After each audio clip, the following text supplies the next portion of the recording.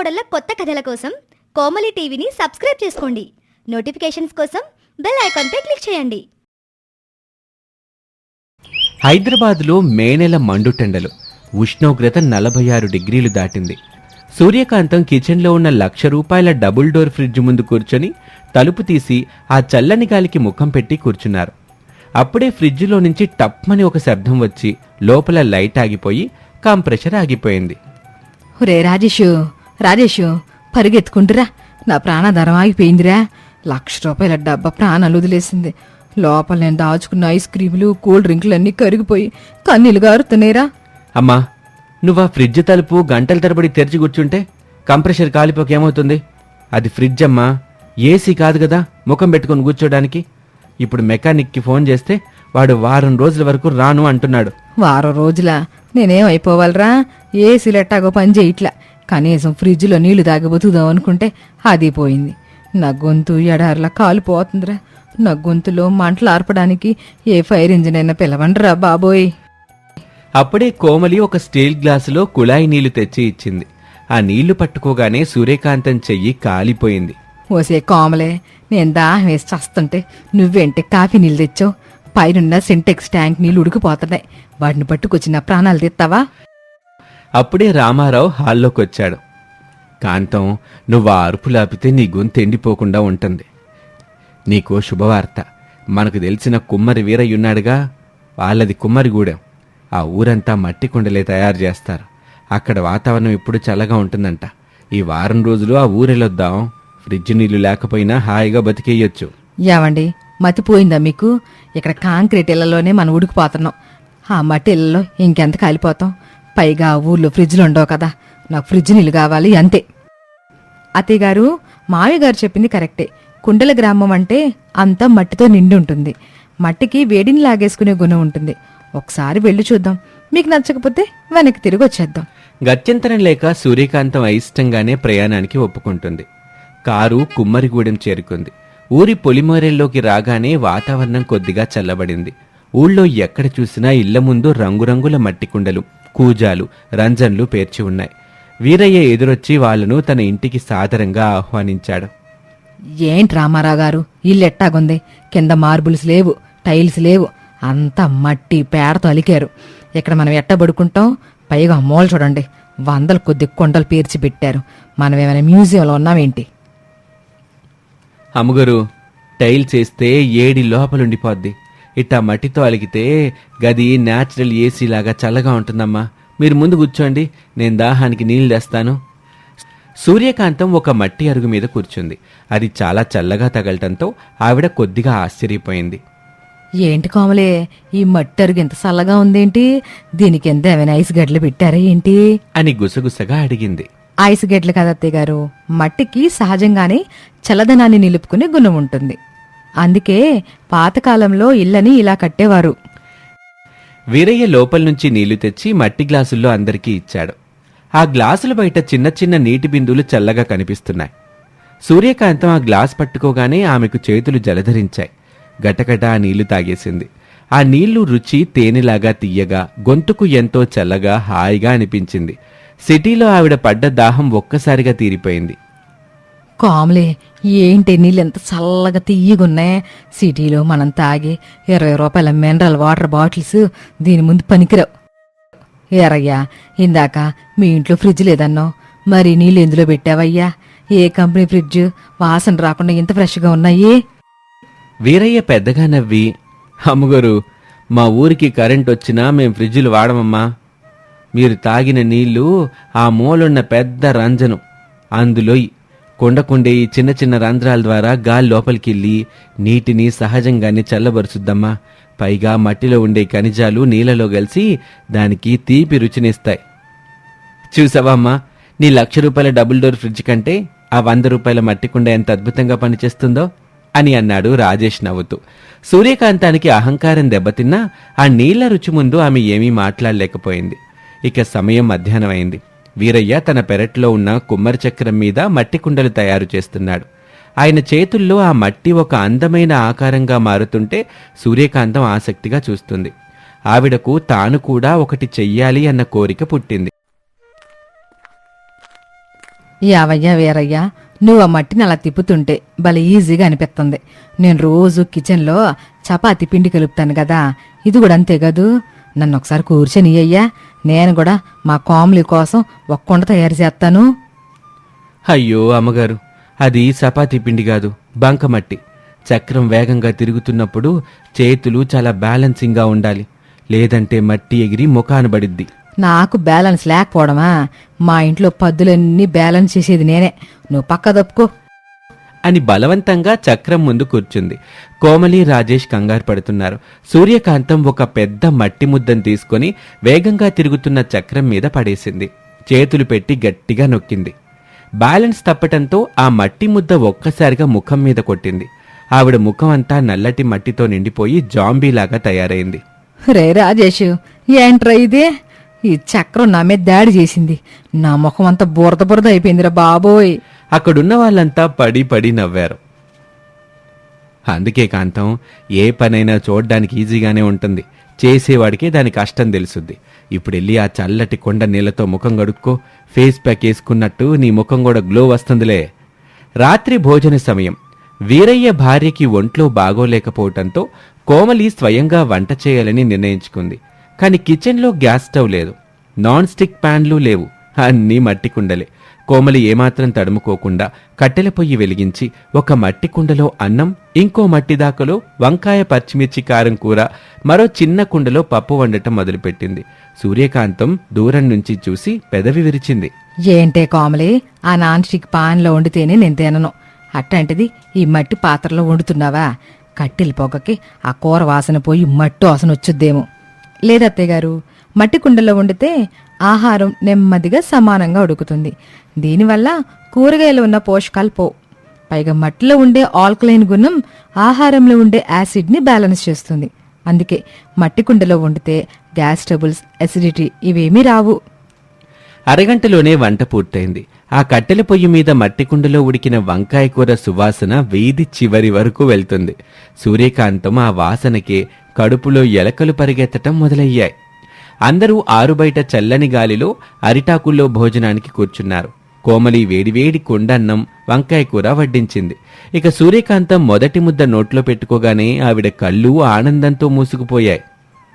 ఓస్ కోమలి, ఏంటి ఈ రుచి? నా జీవితంలో ఇంత కమ్మని వంకాయ కూర తినింది లేదు. ఇందులో నెయ్యి వేయకపోయినా ఈ అన్నం కూడా కమ్మగా ఎట్టాగుందే. మన సిటీలో స్టీల్ గిన్నెల్లో వండుకునే అంత పిప్పి అన్నమాట. నిజమే అమ్మా, సిటీలో మనం ఫాస్ట్గా ఉడకాలని కుక్కర్లలో పెట్టి పోషకాల్ని చంపేస్తున్నాం. ఇక్కడ ఈ మట్టి కుండలో నెమ్మదిగా ఉడకటం వల్ల అసలైన రుచి బయటకొచ్చింది. సూర్యకాంతం ఏమీ మాట్లాడకుండా ఇంకో 2 గరిటెల అన్నం వేసుకుని కడుపు నిండా భోజనం చేసింది. ఇక రాత్రి ఫ్యాను, ఏసీ లేకుండానే ఆ మట్టి ఇంటి చల్లదనానికి ఆమెకు ఎంతో హాయిగా నిద్రపట్టింది. ఇక మరుసటి రోజు ఉదయం రామారావు నిద్రలేచి చూసేసరికి సూర్యకాంతం కిచెన్లో లేదు, వరండాలో లేదు. అలాని బయటకొచ్చి చూస్తే వీరయ్య కుండలమ్ముకునే షాప్ దగ్గర ఆవిడ నిలబడి ఉంది. సూర్యకాంతం వీరయ్యతో బిజీగా షాపింగ్ చేస్తుంది. వేరయ్య, ఆ పెద్ద రంజన్ కొండలు 2 ప్యాక్ చేయి, ఫ్రిడ్జ్ పక్కన పెడతాను. వంట చేసుకోవడానికి ఒక 4 మట్టి దాకలో మూతలు కూడా ప్యాక్ చేయి. రాజేష్ గారికి ఆఫీస్కి తీసుకెళ్ళడానికి ఒక 2 మట్టి వాటర్ బాటిల్స్ ఇవ్వు. ఆఖరికి మనం తాగడానికి మట్టి గ్లాసులు కూడా ప్యాక్ చేయి. రామారావు ఆశ్చర్యంగా, ఏంటి కాంతం, నిన్నటిదాకా మట్టిల్లంటే అసహించుకున్నావు, ఇప్పుడు కుమ్మరిగూడాన్నే కొనేలా ఉన్నావే?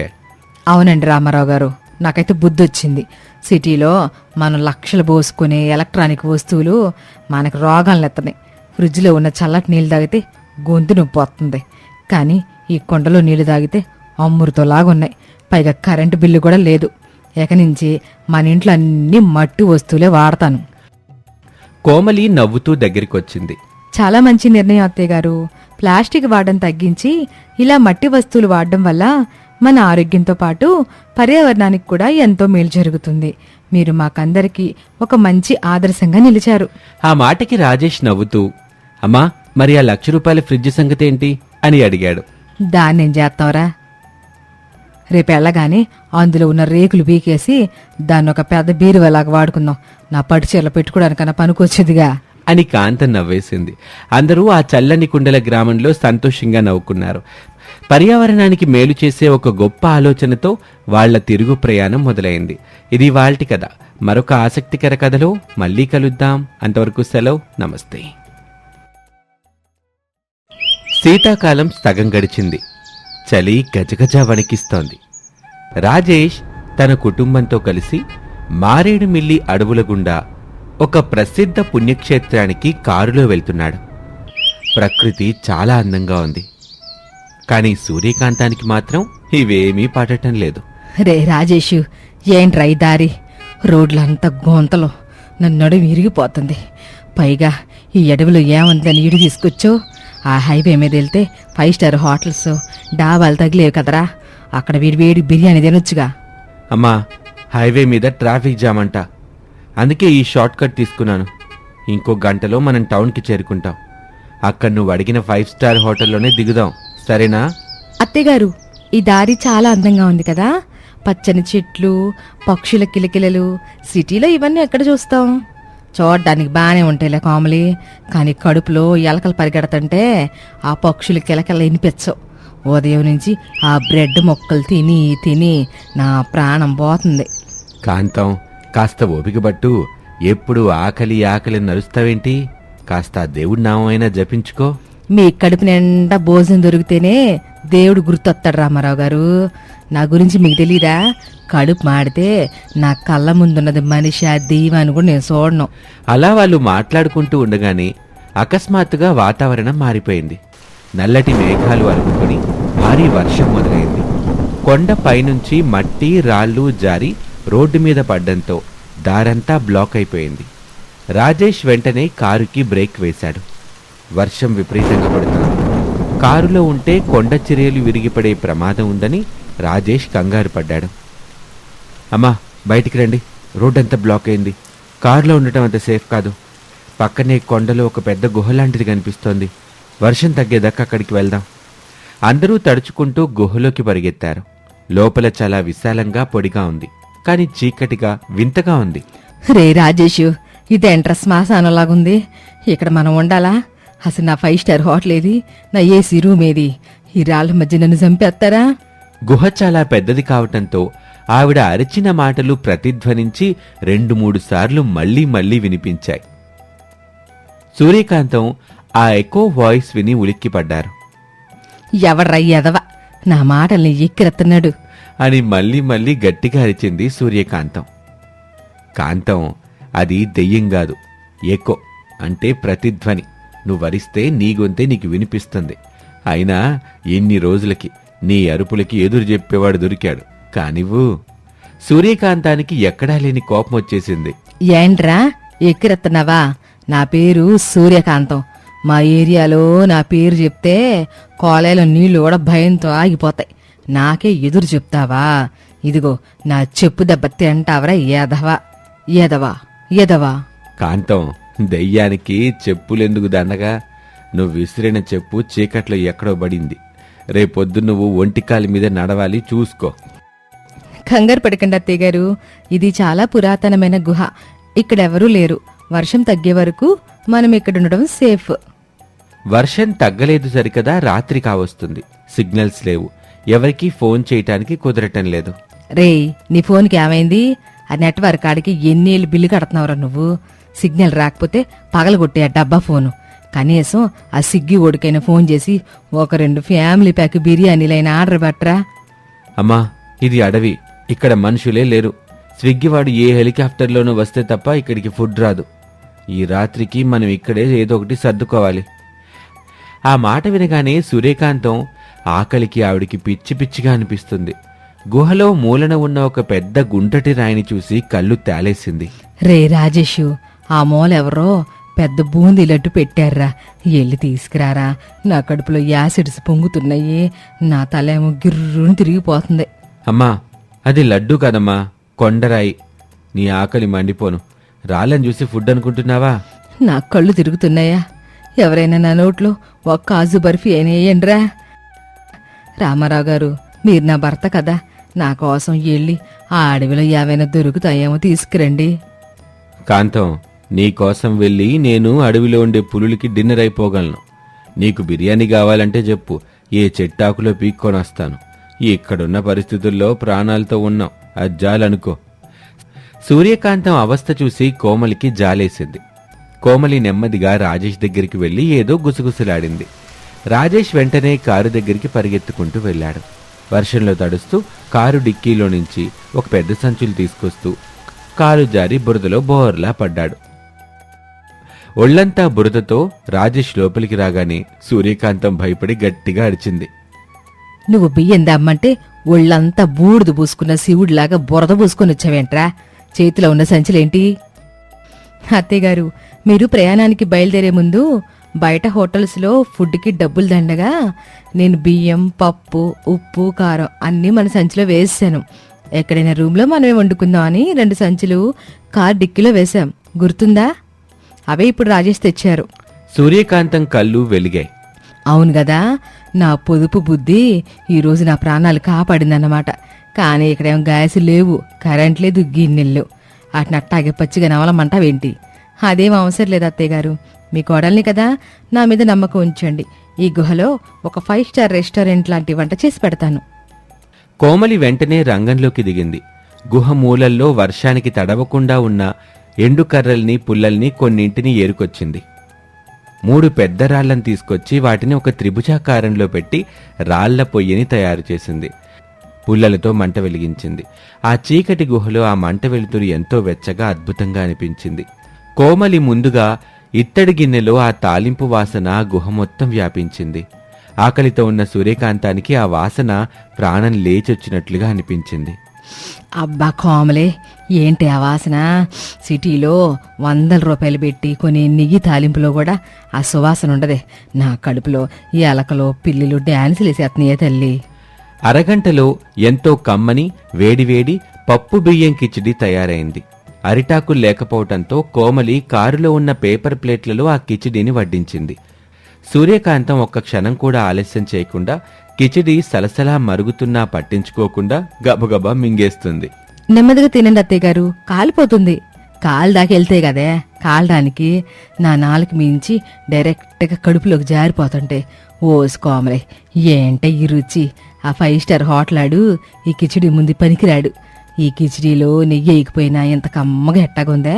కట్లు పొయ్యికి నిజంగానే మ్యాజిక్ పవర్స్ ఉన్నాయా ఏంటి? ఆ మాటకి రామారావు నవ్వుతూ, అది కట్టెలిపోయి మహిమ మాత్రమే కాదు కాంతం, నీ ఆకలి మహిమ కూడా. బాగా ఆకలిగా ఉన్నప్పుడు ఉప్పేసిన గంజి కూడా పరమాన్నంలాగే ఉంటుంది. ఇన్నాళ్ళు కడుపు నిండా ఉండి విలాసాల కోసం వెంపర్లాడావు, ఇప్పుడు ఆకలి విలువేంటో తెలిసిందిగా. సూర్యకాంతం నెమ్మదిగా తలూపింది. నిజమే, ఒక పూట భోజనం లేకపోతే తన పరిస్థితి ఎలా తయారైందో ఆమెకు అర్థమైంది. ఆ రాత్రి అందరూ కడుపు నిండా ఆ కిచిడీ తిని గుహలో వెచ్చగా మంట దగ్గర పడుకున్నారు. సూర్యకాంతం కోమలి దగ్గరికి వచ్చి ఆమె చేయి పట్టుకుంది. కోమలే, ఈరోజు నువ్వు లేకపోతే నా ప్రాణాలు గాలిలో కలిసిపోయేవే. 5 స్టార్ హోటల్స్, ఏసీ కార్లు, పనాళ్ళు ఇవన్నీ ఉంటేనే జీవితం అనుకున్నానమ్మాయి. కానీ నిజమైన జీవితం అంటే ఏంటో ఈరోజు ప్రాక్టికల్గా నువ్వు చూపించవు.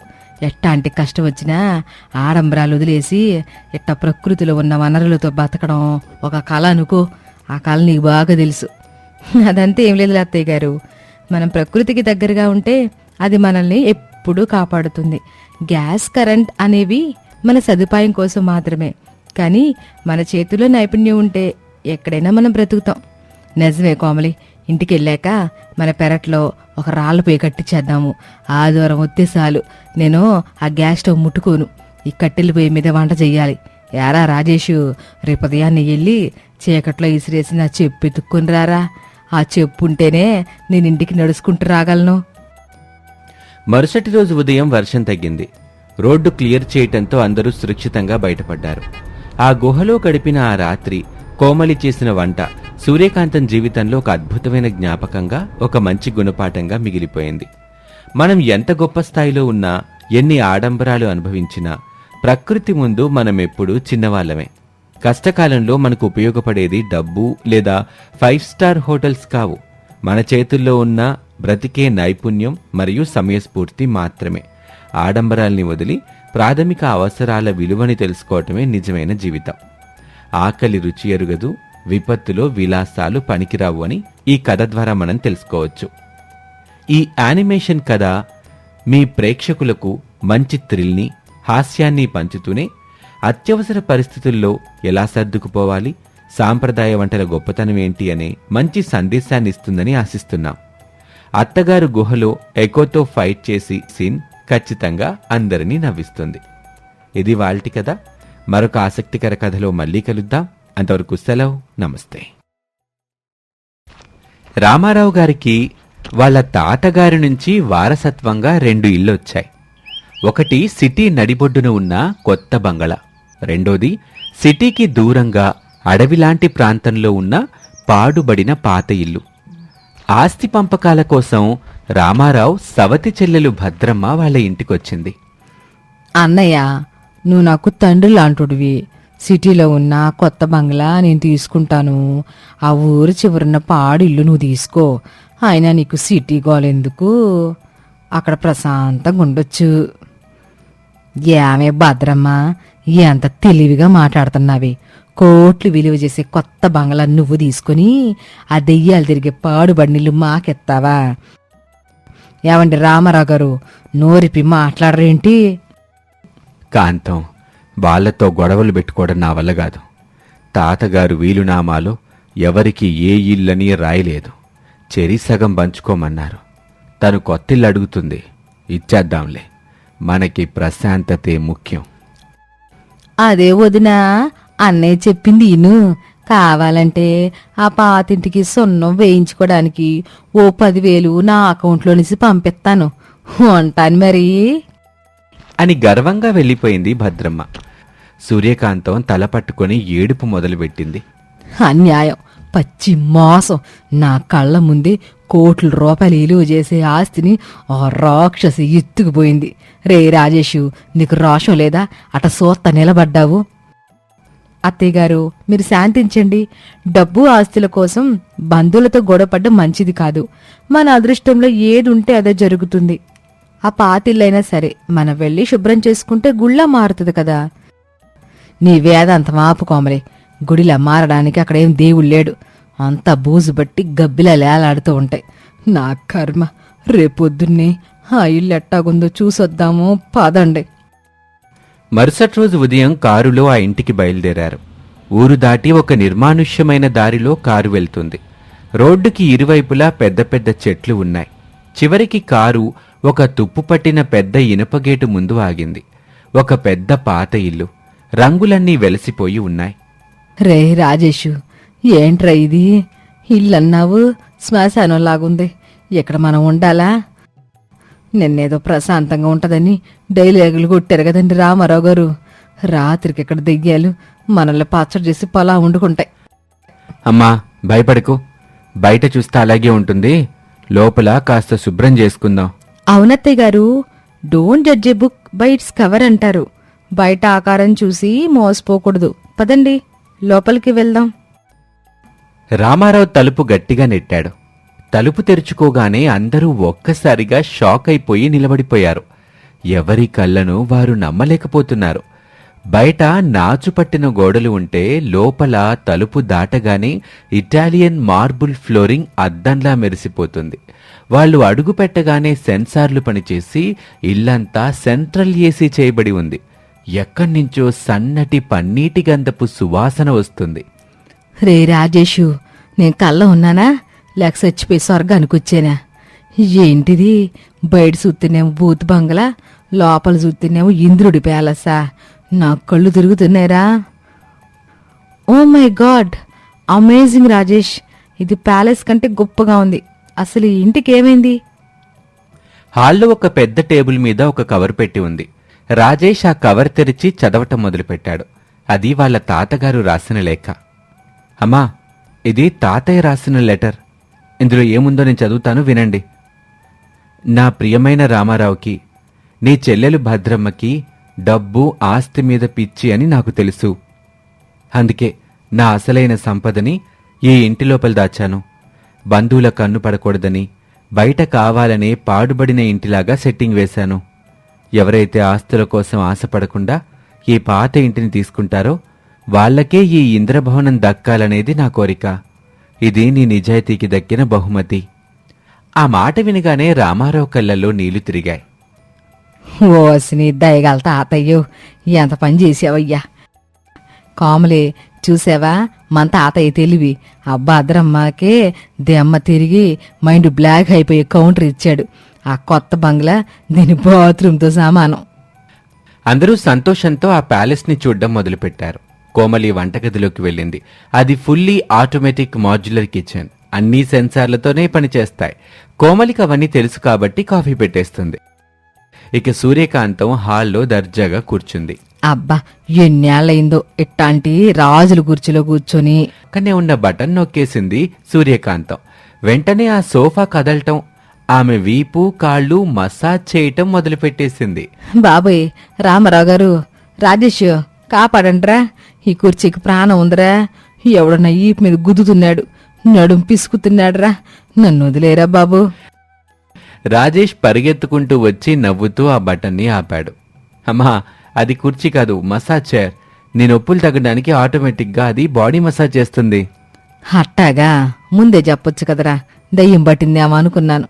సరే, మళ్ళీ ఆ బటన్ నొక్కు. కుడివైపు కాస్త నడు నొప్పిగా ఉంది, కాస్త గట్టిగా గొద్దమను. అందరూ ఆమె మాటలకి పడి పడి నవ్వుకున్నారు. అంతలో హాల్లో నేల మీద ఒక గుండ్రటి చక్రం లాంటి యంత్రం, రోబోట్ వాక్యూమ్ క్లీనర్ సుయ్యమని తిరుగుతూ అక్కడికొచ్చింది. రే, ఏంట్రా ఇది? ప్లాస్టిక్ తాబెల్లాగుందేంటి? మన కాళ్ళ దగ్గరకు వచ్చేస్తుంది. అయ్యో అత్తయ్యగారు, దాన్ని కొట్టకండి. అది రోబోట్ వాక్యూమ్ క్లీనర్. దానంతట అదే ఇల్లంతా తిరిగి బూజు చెత్తని శుభ్రం చేస్తుంది. ఇదేమెంత కోమలే, ఊడ్చేది కూడా ఒక మిషనేనా? మన ఇంట్లో అయితే నువ్వు చీపురు పట్టుకొని గంటసేపు ఊడ్చేదాను కదూ. భలేగుంది ఇది. దీనికి ఒక చీపురు కడితే గోడలు కూడా తుడుచుద్దేమో. ట్రై చేద్దామాగు. అలా ఒక వారం గడిచింది. భద్రమ్మకు రామారావు వాళ్ళు ఆ పాడుబడిన ఇంట్లోనే ఉంటున్నారని తెలిసింది. వాళ్ళ అవస్థలు చూసి వెక్కిరిద్దామని తన ఖరీదైన కారులో ఆ ఇంటి ముందు ఆగింది.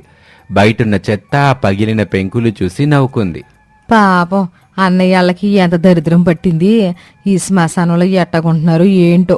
వదిన గారు మొహం చూడాలి, ఇప్పుడు ఏడుతా ఉంటది అనుకుంటూ గేటు తీసుకుని లోపలికి వచ్చింది. తలుపు కొట్టింది. తలుపు తెరిచింది కోమలి. రెండత్తయ్య గారు, మీకోసమే ఎదురు చూస్తున్నాం. ఆ ఇంట్లోకి అడుగుపెట్టిన మరుక్షణం ఆమె కళ్ళు బైర్లుగమ్మాయి. పైనుంచి చల్లని ఏసీ గాలి ఆమె ముఖానికి తగిలింది. ఆ డైమండ్ షాండ్లియర్ వెలుక్కి ఆమె కళ్ళు మిరిమిట్లు గొలిపాయి. ఆ ఇటాలియన్ మార్బుల్, అక్కడున్న రాజసం చూసి ఆమెకు నోట మాట రాలేదు. రా భద్రమ్మ, రా. ఎట్టగున్నావే? ఈ కొత్త ఇల్లు ఎట్టగుందే? అక్కడ దోమలు కొడుతున్నాయి ఏంటి? వదినా, ఏంటిది? ఈ పాడుబడి ఇల్లేంటి ఎట్టకు మారిపోయింది? ఈ ఫర్నిచరు, ఈ ప్యాలెస్, ఇదంతా కళ? కళ కాదు భద్రమ్మ, మా అదృష్టం. మీ తాతగారు నీ బుద్ధి గురించి ముందే కనిపెట్టారులే.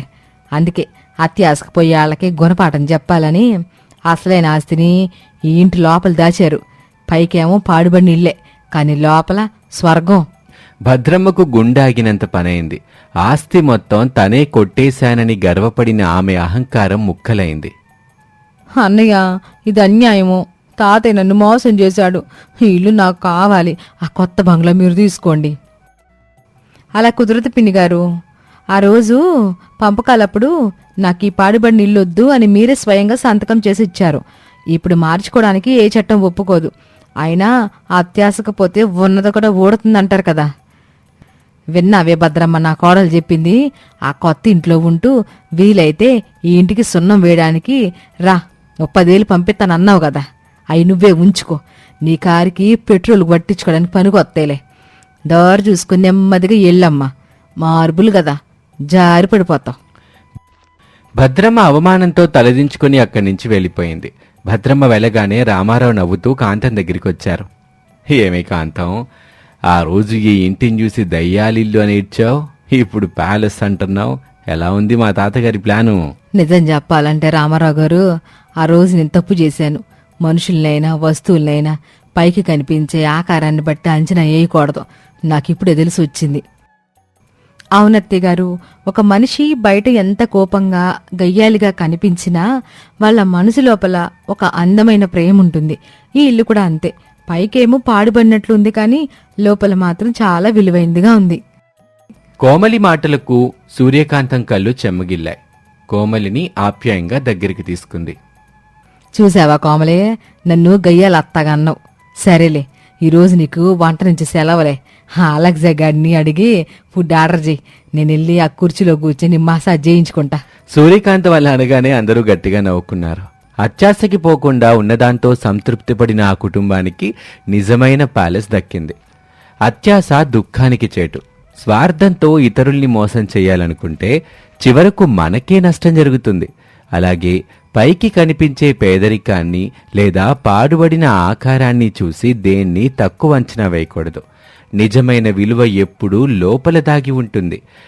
మంచి మనసుతో ఉంటే పాడుబడిన ఇల్లు కూడా ఒకరోజు విలాసవంతమైన ప్యాలెస్ లాగా మారిపోతుంది. ఇది ఇవాల్టి కథ. మరొక ఆసక్తికర కథలో మళ్ళీ కలుద్దాం. నమస్తే.